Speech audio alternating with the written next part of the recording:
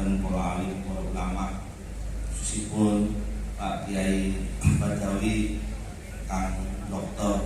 Jalal, para Kiai Gus Rizal dan semuanya, para pepunden yang kula hormati, mungkin satu kula sebar satu persatu.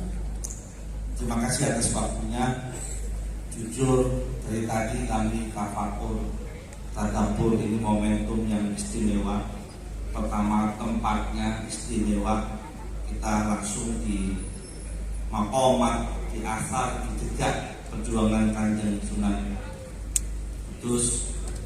Kemudian hadir di tengah-tengah kita para pemuda, para umara dan para qadi, para polisi, kodim dan sebagainya tadi.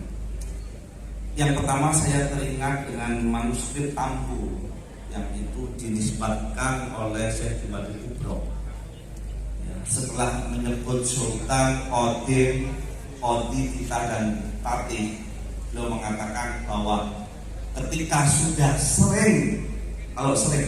seringnya berkumpul antara qadim, qadi kita dan tatih, itu menandakan makmurnya sebuah bangsa, sebuah negeri.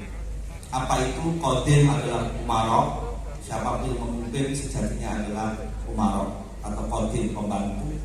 Yang kedua adalah qadi, itu penegak hukum, Pak Polisi, qadim tadi, kemudian juga para hakim, dan kita parti, yaitu rakyat dengan segala aktivitasnya, terutama aktivitas agama, ritual dan tradisi. Jadi kalau sudah polisi, qadim sering datang ke tempat tradisi, sering datang ke tempat ritual, itu tandanya negeri sudah aman, sudah makmur. Mudah-mudahan ini menginspirasi bagi qadi-qadi, polisi-polisi yang lain yang mau rawuh ke tempat-tempat acara tradisi dan ritual. Allahumma niki sing bilang wali ageng, nenek moyangnya wali Songo, Syekh Jumadil Kubro, ada di dalam naskah Serat Tampu. Manuskripnya ada di Pagaruyung di Padang. Jadi kalau polisi, qadi ya, sering datang ke acara ritual-ritual, sering datang ke acara tradisi, tadi Pak Kapolda, Pak Polisi, Kapolres, Kapolsek, ini menandakan negeri ini akan semakin aman dan semakin makmur. Allahumma. Nomor 2, saya tidak akan mengulang Pak Kiai Badawi tadi sudah panjang, tapi satu begini, bumi dulu, bumi. Kata sedekah bumi, kalau kita mau cari di manuskrip, saya tidak menemukan. Yang saya temukan adalah dharma bumi. Bisa dicek di kitab Musarol karangan Sunan Prapen, bisa dicek di naskah Bapak Cirebon. Jadi sedekah itu baru-baru, dulunya adalah dharma bumi.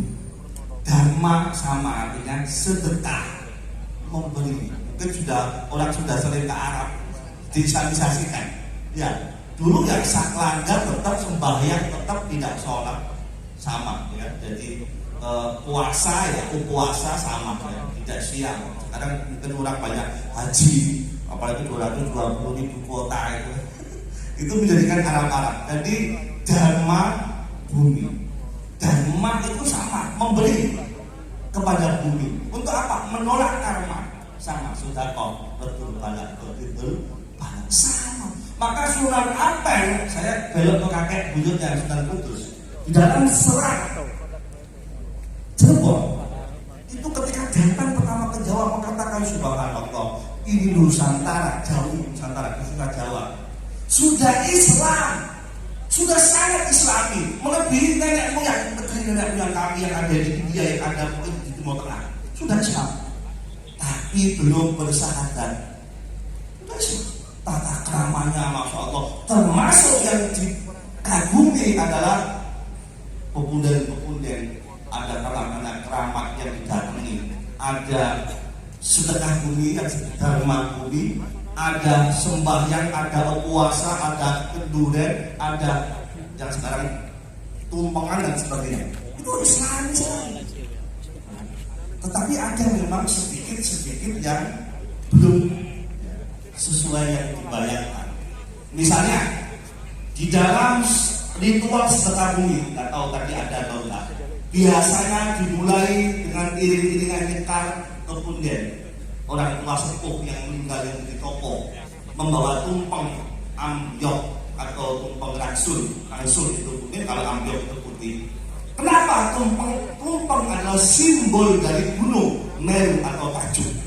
Kita tahu Meru gunung tempat mata air mengalir ke sungai menyuburkan tumpeng. Jadi diharapkan dengan tumpeng terinspirasi dari tokoh ataupun yang meninggal itu, supaya seperti gunung yang terus mengalirkan air ke sungai dan sampai ke bumi, ke darat atau sawah-sawah, ke ladang dan subur, dikasih menyan supaya baunya wangi. Ya, ada yang orang meninggal memang sejarahnya wangi, ada yang kotor, membunuh, dan sebagainya. Jadi itu semua contoh. Ya. Maka ya, ini subhanallah takjub dan tidak dihabiskan, tidak dibabat, tidak diganti, justru dilanggengkan. Ya, itu dimulai dari itu, kemudian nanti ada ingkung, yang itu satu persatu. Ada ingkung, ada telur, ada pisang. Nah, pisang raja simbol dari tegaknya keadilan. Sudah ada Pak Kapolda, ada polisi, dan lain-lain bukan adil kita yang mereka. Oh, Gumun tak polisi pada upacara ritual sedekah bumi. Biasanya menjual kantor. Mohon maaf ya. Biasanya undangan ganti kok ini malah ritual. Ya mudah-mudahan ditanda ini makin baik. Apa maaf? Kemudian ini bisa satunya terpandang ini ya. Ya, kalau dikit ya, kata mulai ini nanti akan mengalir. Ini ritual ini adalah bukan orang Hindu, justru orang Kapitayan yang melanjutkan dharma bumi ini bukan orang Hindu, justru orang Kapitayan, agama asal dari Nusantara, bukan Hindu. Hindu di India nggak ada sedekah bumi, bisa dicek. Yang ada cuma di Nusantara karena beragama Kapitayan. Orang Kapitayan melihat bumi sebagai ibu, maka jangan ingat kalau bumi adalah ibu pertiwi, ibu yang telah mengandung, melahirkan kita, menyusui kita, dan memberikan keringatnya untuk kita, rempah-rempahnya. Manusia lahir dari perut bumi, meninggal juga dari perut bumi. Jadi bumi ini ibu pertiwi. Maka celaka bagi yang tidak merawat bumi sama dengan tidak merawat ibunya. Maka celaka bagi yang merusak bumi seperti dia merusak ibunya. Dia menyusu ibunya, dia berkeringat dari perut bumi. Ini Kapitayan melihat bumi sebagai ibu yang harus dimuliakan. Cara memuliakan ketika dia mendapatkan rempah-rempah dari bumi, keringat bumi, dia sedekahkan. Ayo rame-rame kita makan. Ayo rame-rame. Ini pemberian sang ibu, sang bunda yang dimuliakan. Nah, sayangnya di dalam Kapitayan ada sebagian rempah-rempah yang tidak dimakan, tapi dibuat sajen, dibiarkan mubadir. Dan saya ini yang tidak boleh. Maka sekali Sunan Ampel, kemudian pelan-pelan, ayo terus sedekah bumi, dharma kepada bumi, tetapi dimakan. Jangan sampai ada yang mubazir. Kalau ada kepala sapi, sapinya dimasak, dimakan. Kalau ada ekor sapi, ekornya dimasak, dimakan. Jangan dibiarkan utuh. Nah, hanya itu. Jadi botolnya diambil, isinya sudah diganti dengan air sumur. Tidak tadinya mungkin air terus. Jadi itu cara atau strategi dakwah Kanjeng Wali Songo, terutama Kanjeng Sunan Ampel. Jamaah rahmatullah. Jadi inilah yang saya mulia, cara berterima kasih kepada bumi yang disebut sebagai dharma bumi. Ya. Nanti ada dharma pala, ada dharma waka, ada dharma sudi, ada dharma laut dan sebagainya. Tapi ini dharma bumi.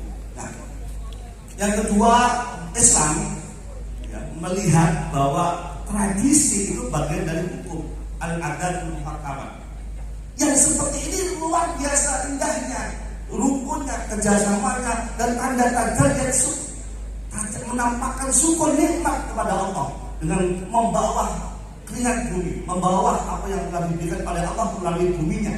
Makanya manusia dalam doktrin Islam adalah khalifah. Khalifah itu memakmurkan bumi. Meskipun dalam Al-Quran ini ja'alul fil ardi khalifah, qalu ataj'alu fiha may yufsidu fiha.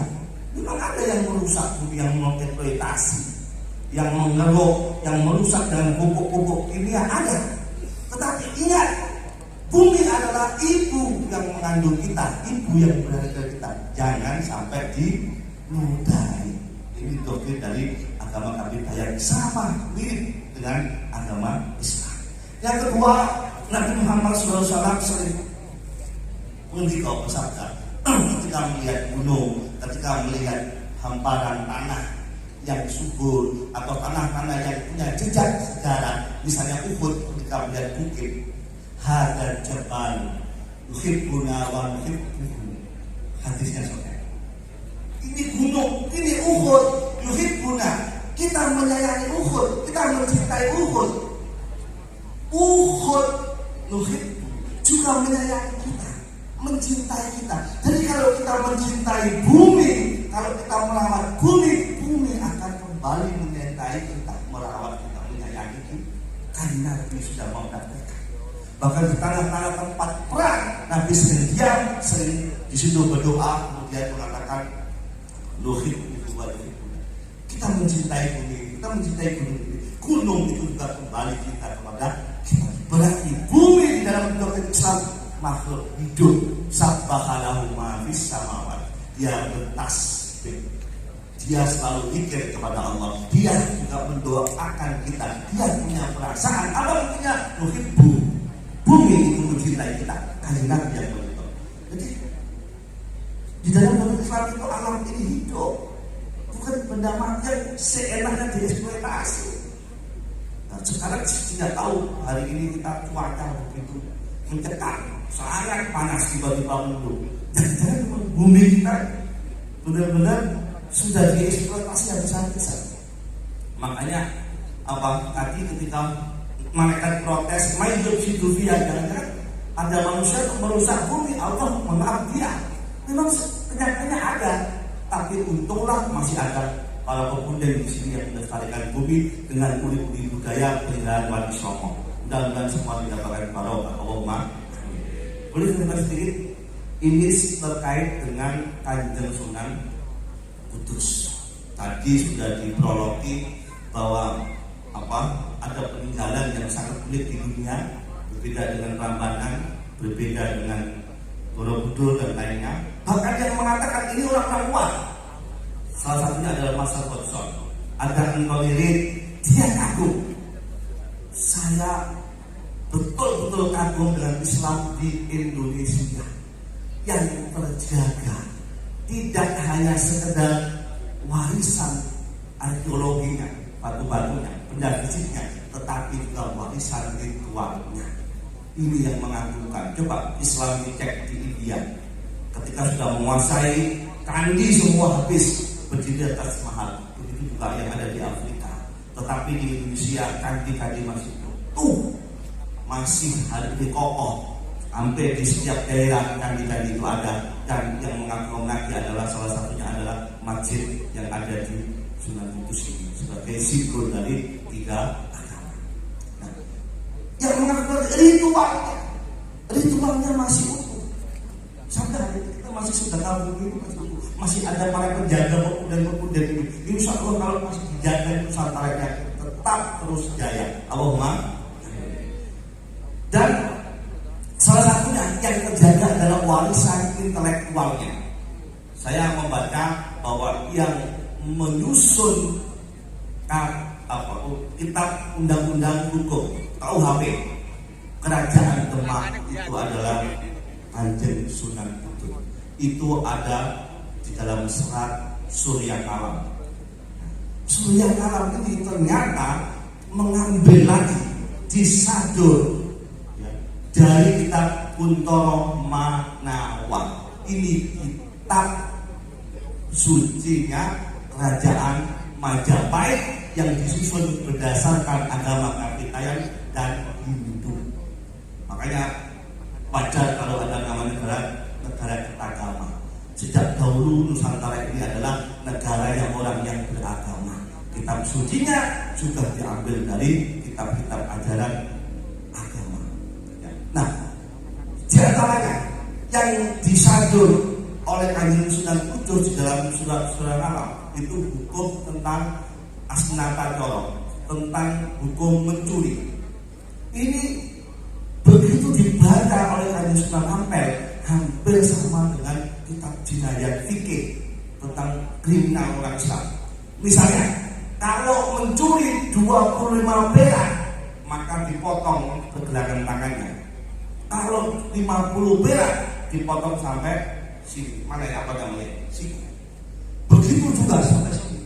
Kalau mencuri lebih dari 200 perak, maka akan dipotong menjadi dua. Yang bawah ditaruh di gunung, yang atas taruh di laut. Kalau melebihi 300 perak, maka dipotong menjadi tiga. Yang satu di atas gunung, yang satu di jurang, dan satu akan dilarung di sungai. Itu dari kitab kita yang disentuh oleh Kanjeng Sunan Kudus, ada dalam surat-surat Arab dan pernah di beberapa di kerajaan Demak. Sayangnya yang hukum yang mirip dengan Islam ini kemudian dibuang oleh kolonial Belanda. Tapi naskahnya masih ada dan itu membuktikan bahwa inkulturasi antar agama-agama menjadi substansial spiritual yang itu dijadikan spirit Islam kepada alam dan Islam Nusantara masih wujud sampai hari ini. Naskahnya ada di Museum Sono Budoyo. Itu saja sebagai pembuka, agak panjang, mohon maaf karena saya agak jauh dari Jogja.